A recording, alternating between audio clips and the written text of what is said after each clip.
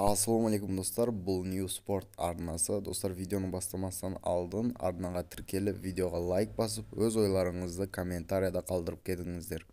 Жәнібек Әлімханұлы WBO нұсқасы бойынша кәсіпқой бокстан орта салмақта әлем чемпионы атағын екінші рет қорғауына дейін тек 3 апта ғана уақыт қалды. Қазірдің өзінде 13 мамырда қазақстандық америкалық Стоктонда канадалық Стивен Батлерді төлем қабілеттілігін тексерді және көптеген сарапшылар мұндай тексерістерге қатысты 2-3 пікірде. Жалпы Канададан келген ерекше көрінетін боксшының кәсіпқой мансабында екінші рет чемпиондық атаққа үміткер мәртебесіне қалай көтерілгенін бәрі түсінбейді.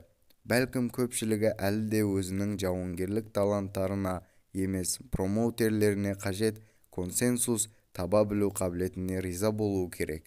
Қазақ нақшы үшін үлкен жекпе-жектердің уақыты әлі келген жоқ. Оны әрине американдық жұртшылық арасында беделі жоқ Батлермен кездесу арқылы жақындатуы екіталай.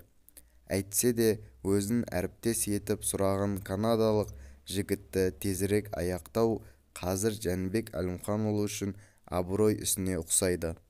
Кәсіпқой бокс әлеміндегі танымал сарапшы және инсайдер, халықаралық агент, брокер және кеңесші, әлем бойынша бокста 30 жылдан астам тәжірибесі бар ақш-тан келген Рик Глайзер алдағы текетірес туралы пікірін айтуға келісті.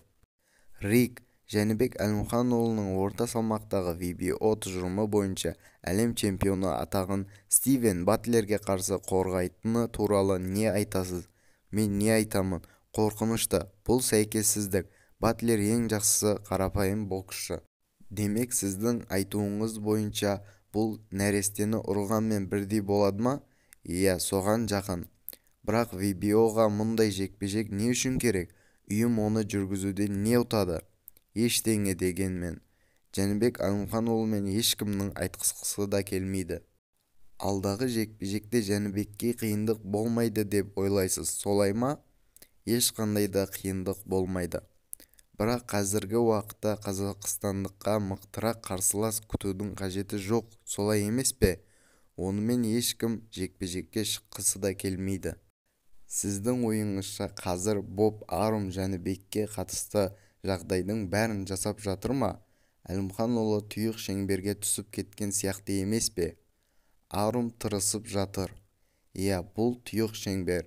Осылайша тілші яғни Рик екеуінің сұхбаты аяқталды. Ал достар, бүгіндікке біздің жаңалықтарымыз осы еді. Келесі жаңалықтарды өткізіп жібермес үшін арнаға тіркеліп, видеоға лайк басып, өз ойларыңызды комментарияда қалдырып, колокольчикті всеға басып қойыңыздар.